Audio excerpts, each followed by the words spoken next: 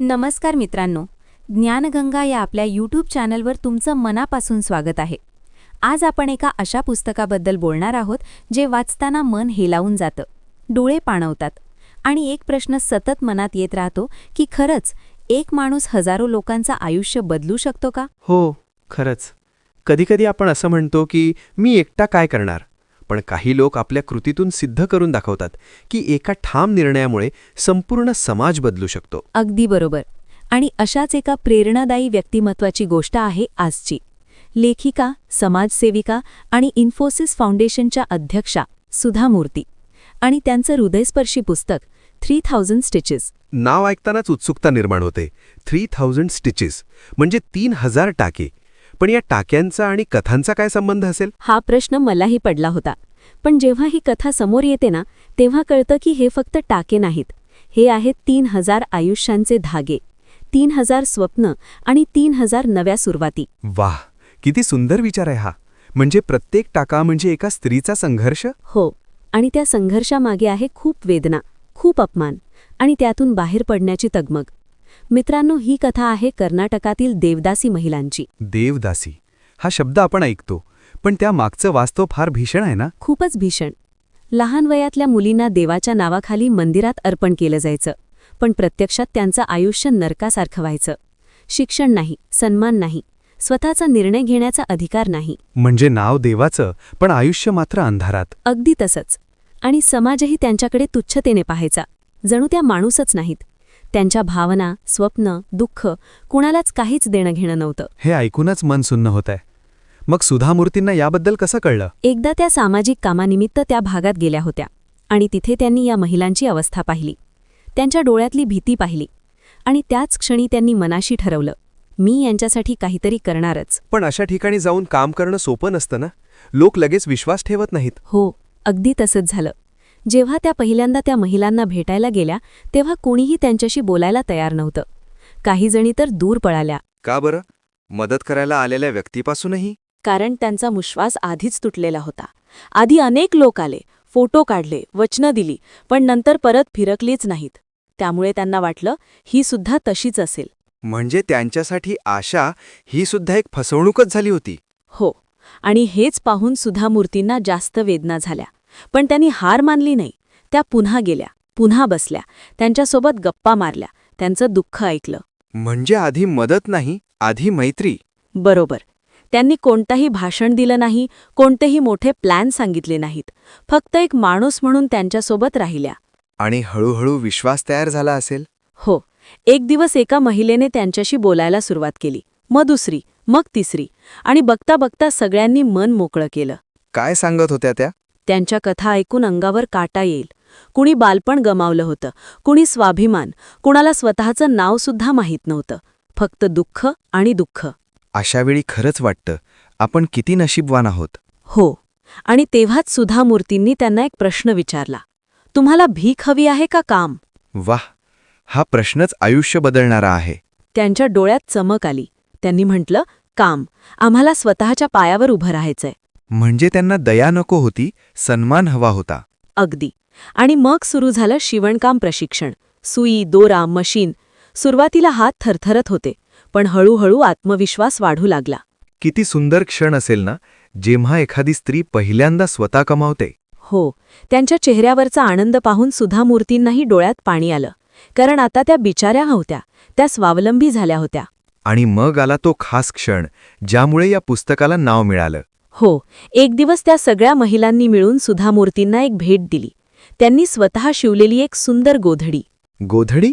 हो, आणि त्या गोधडीत होते 1-2 नाही, तर तब्बल 3000 टाके. प्रत्येक महिलेच्या हाताचा एक टाका, त्यांच्या कृतज्ञतेचा एक धागा. म्हणजे प्रत्येक टाका म्हणत होता, तुमच्यामुळे आमचं आयुष्य बदललं. अगदी तसंच. आणि तो क्षण इतका भावनिक होता की शब्दच सुचत नव्हते. फक्त डोळ्यातून अश्रू वाहत होते.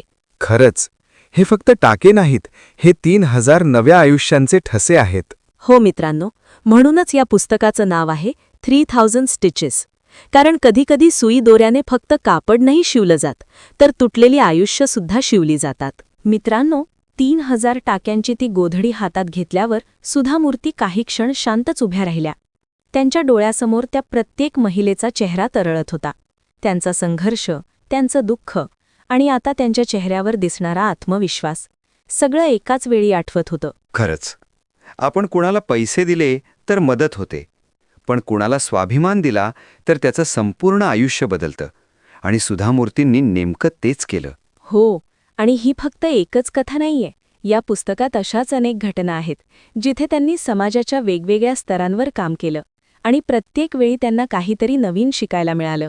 म्हणजे हे पुस्तक फक्त समाजसेवेच्या गोष्टी नाही सांगत, तर जीवनाचे धडेही देतं. अगदी बरोबर. आणि त्यातलीच एक गोष्ट आहे त्यांच्या स्वतःच्या आयुष्यातली, त्यांच्या कॉलेजच्या दिवसांमधली, जी ऐकली की आपण म्हणतो ही स्त्री खरंच लढवय्यी आहे. कॉलेजची गोष्ट म्हणजे विद्यार्थी जीवनातही त्यांना संघर्ष करावा लागला. खूप मोठा संघर्ष. त्या काळात इंजिनिअरिंग म्हणजे फक्त मुलांचं क्षेत्र मानलं जायचं. मुलींनी इंजिनियर व्हावं ही कल्पनाच लोकांना विचित्र वाटायची. आणि सुधा मूर्ती जेव्हा इंजिनिअरिंग कॉलेजमध्ये प्रवेश घेतला तेव्हा त्या संपूर्ण कॉलेजमधील एकमेव मुलगी होत्या. काय, एकट्याच? म्हणजे वर्गात, कॅम्पसमध्ये सगळीकडे फक्त मुलगे? हो, आणि सुरुवातीला सगळे त्यांच्याकडे कुतूहलाने पाहायचे. काही जण हसायचे, काही जण टोमणे मारायचे. ही इथे काय करतेय? इंजिनिअरिंग तिच्यासाठी नाही, असे शब्द ऐकायला मिळायचे. अशा वातावरणात टिकून राहणं खूप कठीण असतं. मन खचत नाही का? नक्कीच खचतं. पण सुधा मूर्तींच्या मनात एक हट्ट होता की मी सिद्ध करून दाखवणार. त्या रोज शांतपणे अभ्यास करायच्या, कुणालाही उत्तर देत बसल्या नाहीत, फक्त मेहनत घेत राहिल्या. म्हणजे बोलण्यापेक्षा कृतीतून उत्तर दिलं. हो, आणि काही महिन्यांनी काय झालं माहितीये? ज्या लोकांनी त्यांची टवाळी केली होती तेच लोक त्यांच्या नोट्स मागायला लागले, मदत मागायला लागले. वाह, हेच खरं यश.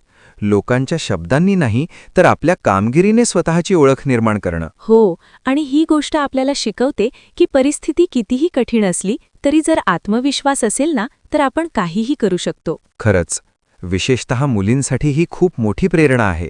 कारण आजही अनेक ठिकाणी हे मुलींचं काम नाही असं म्हटलं जातं. अगदी बरोबर.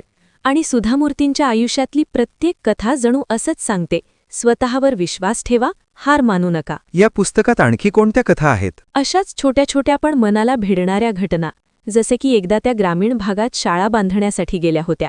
तिथे त्यांनी पाहिलं लहान मुलं जमिनीवर बसून अभ्यास करत होती.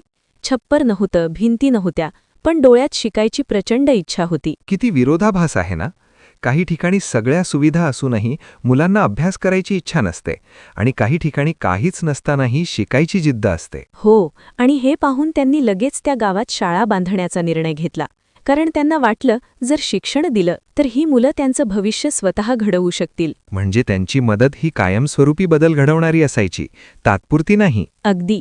त्या नेहमी म्हणतात, लोकांना मासे देण्यापेक्षा मासेमारी शिकवा, म्हणजे आयुष्यभर त्यांना कुणावर अवलंबून राहावं लागणार नाही.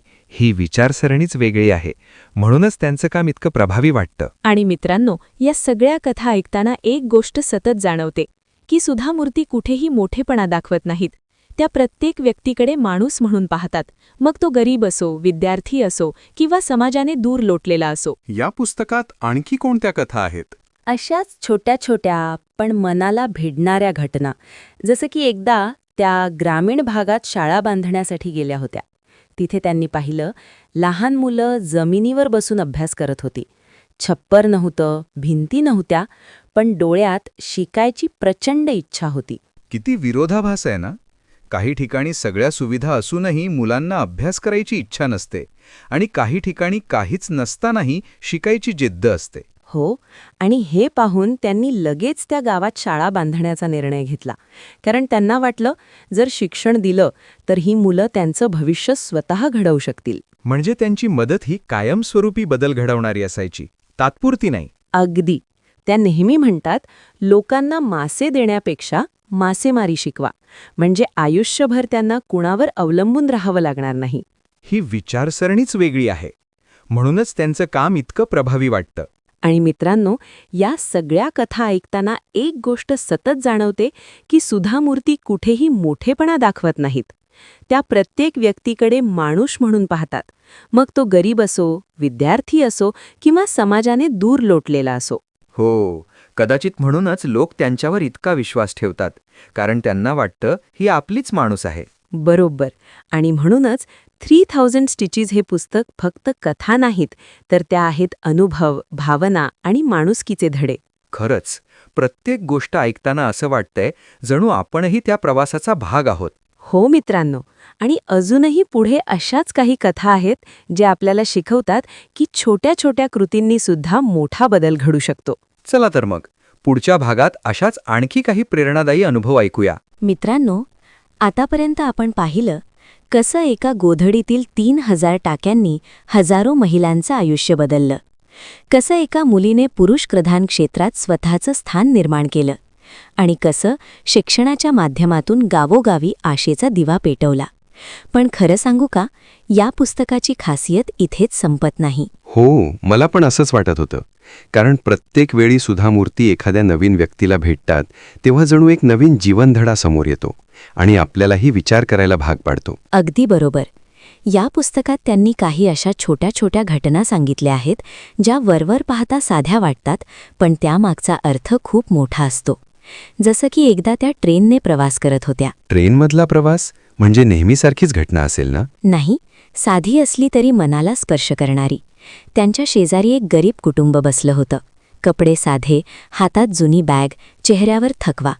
पण तरीही त्यांच्या डोळ्यात एक वेगळाच आनंद होता. कशाचा आनंद? कारण त्यांचा मुलगा पहिल्यांदाच शहरात शिकायला जाणार होता. आई-वडील स्वतः उपाशी राहून त्याला शिकवत होते. त्याला मोठं बनवायचं स्वप्न पाहत होते. वा, किती मोठं मन असतं ना आईवडिलांचं. स्वतःच्या सुखाचा त्याग करून मुलांचं भविष्य घडवतात. हो, आणि ते दृश्य पाहून सुधामूर्तींना पुन्हा जाणवलं की भारतात अजूनही अनेक लोक आहेत ज्यांच्याकडे पैसा नाही, पण स्वप्न खूप मोठी आहेत. फक्त त्यांना थोडासा आधार हवा आहे. म्हणजे आपल्याकडे जे आहे त्याची किंमत आपल्याला कधी-कधी कळतच नाही. अगदी. आपण छोट्या छोट्या गोष्टींवर तक्रार करतो, पण काही लोक खूप कठीण परिस्थितीतही हसत जगतात, आणि हीच गोष्ट या पुस्तकातून वारंवार समोर येते. मला एक गोष्ट जाणवते. सुधामूर्ती जिथे जिथे जातात तिथे त्या फक्त मदत करत नाहीत, तर त्या लोकांकडून शिकतातही. हो, हेच त्यांचं मोठेपण आहे. त्या स्वतःला कधीच श्रेष्ठ समजत नाहीत. त्या म्हणतात, मी शिकवायला नाही, शिकायला आले आहे. किती सुंदर विचार आहे ना? खरंच. आणि म्हणूनच त्यांच्या कथा इतक्या खऱ्या वाटतात, कारण त्यात दिखावा नाही, फक्त माणुसकी आहे. एकदा असंच त्या एका गावात गेल्या होत्या. तिथे पूर आला होता. सगळ्यांची घरं वाहून गेली होती. लोक निराश झाले होते. काहींच्या डोळ्यात अश्रू, काहींच्या चेहऱ्यावर भीती. अशावेळी माणूस पूर्णपणे खचून जातो. हो, पण सुधामूर्तींनी तिथे फक्त वस्तू वाटल्या नाहीत. त्यांनी लोकांना धीर दिला, त्यांच्याशी बोलल्या, त्यांना सांगितलं, हे संकट कायमचं नाही, आपण पुन्हा उभे राहू. कधीकधी शब्दसुद्धा औषधासारखे असतात. अगदी. आणि त्या लोकांनी पुन्हा नव्याने घरं बांधायला सुरुवात केली. आयुष्य पुन्हा उभं केलं. तेव्हा सुद्धा मूर्तींना जाणवलं की आशा हीच माणसाची सर्वात मोठी ताकद आहे. मला असं वाटतं, या पुस्तकातला प्रत्येक प्रसंग आपल्याला एकच गोष्ट शिकवतो, की आपण जर दुसऱ्याच्या वेदना समजून घेतल्या तरच खरं माणूसपण जपता येतं. बरोबर. आणि म्हणूनच 3000 स्टिचेस हे नाव फक्त त्या गोधडीपुरतं मर्यादित राहत नाही, तर प्रत्येक कठेत जणू एक टाका आहे, जो आपल्या मनाला जोडतो, आपल्याला संवेदनशील बनवतो. वाह, म्हणजे प्रत्येक अनुभव हा एक टाका, आणि शेवटी तयार होतं एक सुंदर आयुष्याचं वस्त्र. हो, आणि त्या वस्त्रात आहेत दया, प्रेम, आदर, स्वाभिमान आणि कृतज्ञता, या सगळ्या मूल्यांचे धागे. खरंच, हे पुस्तक ऐकताना असं वाटतंय की आपणही काहीतरी करायला हवं, कुणासाठी तरी उभं राहायला हवं. अगदी. हाच या पुस्तकाचा खरा उद्देश आहे. प्रेरणा देणं, बदल घडवायला प्रवृत्त करणं. कारण सुधामूर्ती सांगतात, मोठं काम करण्याची गरज नाही, छोट्या कृतींनी सुद्धा जग बदलू शकतं. हो, एखाद्या मुलाला पुस्तक देणं, एखाद्या गरजवंताला मदत करणं, एखाद्याचं दुःख ऐकून घेणं, हे सुद्धा मोठंच काम आहे. आणि मित्रांनो, या सगळ्या कथा ऐकताना एक गोष्ट स्पष्ट होते की आयुष्याचं खरं समाधान पैशात नाही, तर दुसऱ्याच्या चेहऱ्यावर हसू आणण्यात आहे. खरंच, जेव्हा आपण कोणासाठी काही करतो तेव्हा जी आनंदाची भावना मिळते ती कशातच मिळत नाही. म्हणूनच 3000 स्टिचेस हे पुस्तक आपल्याला फक्त कथा सांगत नाही, तर आपल्याला आतून बदलतं, आपल्याला चांगलं माणूस बनायला शिकवतं. आणि आता उत्सुकता आहे, या सगळ्या प्रवासाचा शेवट कसा होतो आणि या पुस्तकातून नेमका कोणता संदेश आपल्याला मिळतो. हो, पुढच्या भागात आपण या सगळ्या अनुभवांचा सुंदर निष्कर्ष ऐकूया आणि या पुस्तकाने आपल्याला काय शिकवलं ते समजून घेऊया. मित्रांनो, 3000 स्टिचेसचा हा प्रवास आता शेवटाकडे येतोय.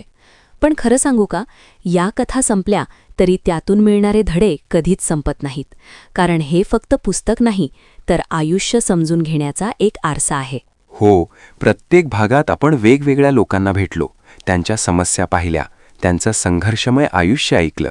पण तरीही एक गोष्ट कायम दिसली, ती म्हणजे आशा, जिद्द आणि माणुसकी. अगदी बरोबर. सुधामूर्तींनी आयुष्यात खूप लोकांना मदत केली, हजारो प्रकल्प राबवले, शाळा, रुग्णालयं, मदतकार्य, पण त्यांनी कधीच त्याचा अभिमान केला नाही. उलट त्या म्हणतात, मी दिलं त्यापेक्षा मला लोकांकडून जास्त शिकायला मिळालं. हे ऐकून खरंच आश्चर्य वाटतं. एवढं मोठं काम करूनही इतकी साधेपणा, इतकी नम्रता, हेच त्यांचं खरं सौंदर्य आहे. हो, आणि म्हणूनच त्यांच्या कथा आपल्याला स्पर्श करतात, कारण त्या खऱ्या आहेत, बनावटी नाहीत, त्यात दिखावा नाही, फक्त प्रामाणिक भावना आहेत. एखाद्या आईचं प्रेम, एखाद्या मुलाचं स्वप्न, एखाद्या गरिबाचं दुःख आणि एखाद्या समाजसेवकाची तळमळ. मला असं वाटतं, या पुस्तकातून एक मोठा संदेश मिळतो की आपल्याला मोठा माणूस व्हायचं असेल तर आधी चांगला माणूस बनायला हवं. अगदी खरं. पैसा, पद, प्रसिद्धी हे सगळं तात्पुरतं असतं, पण दया, करुणा आणि मदतीची भावना हीच कायमची राहते, आणि हाच खरा ठेवा आहे. आणि त्या 3000 टाक्यांची गोष्ट, ती तर मनात कायमची घर करून बसलीये. कारण प्रत्येक टाका म्हणजे एका स्त्रीचं आयुष्य, तिची वेदना, तिची नव्याने उभी राहण्याची ताकद. हो, आणि त्या गोधडीसारखंच आपलं समाज जीवन आहे. प्रत्येक माणूस हा एक टाका आहे. आपण सगळे एकमेकांना जोडलेलो आहोत. जर एक धागा तुटला तर संपूर्ण वस्त्र कमकुवत होतं, पण जर सगळे मिळून राहिलो तर खूप मजबूत बनतो. वाह, किती सुंदर विचार आहे. म्हणजे आपण जर दुसऱ्याला आधार दिला तर आपोआप समाज मजबूत होतो. हो, आणि म्हणूनच सुधामूर्ती सांगतात, चेंज बिगिन्स विथ यू. बदल नेहमी स्वतःपासून सुरू होतो. आपण एखाद्याला मदत केली, एखाद्याचं आयुष्य उजळवलं तर तेच खरं यश आहे. म्हणजे छोट्या छोट्या कृतीसुद्धा मोठा फरक घडवू शकतात. अगदी. एखाद्या मुलाला पुस्तक देणं, एखाद्या वृद्धाश्रमात वेळ देणं, एखाद्याचं दुःख ऐकून घेणं, हे सगळं समाजसेवाच आहे, आणि हेच या पुस्तकाने आपल्याला शिकवलं. खरंच, हे पुस्तक वाचताना किंवा ऐकताना मन नकळत बदलतं. आपोआप विचार येतो, मी काय करू शकतो, मी कोणाला मदत करू शकतो. आणि मित्रांनो, जर एखादं पुस्तक तुम्हाला असा विचार करायला भाग पाडत असेल तर समजा ते पुस्तक यशस्वी झालं, कारण ते फक्त कथा सांगत नाही तर आयुष्य घडवतं. हो, आणि म्हणूनच 3000 स्टिचेस हे प्रत्येकाने वाचावं, प्रत्येकाने ऐकावं, कारण हे पुस्तक आपल्याला माणुसकी शिकवतं. तर मित्रांनो, आजच्या या भागातून आपण इतकंच लक्षात ठेवूया की आयुष्यात मोठं होण्यापेक्षा मनाने मोठं व्हा, दुसऱ्यांसाठी जगा आणि शक्य तितकी मदत करा, कारण शेवटी आपल्यासोबत जातं ते फक्त आपल्या चांगल्या कृती. बरोबर.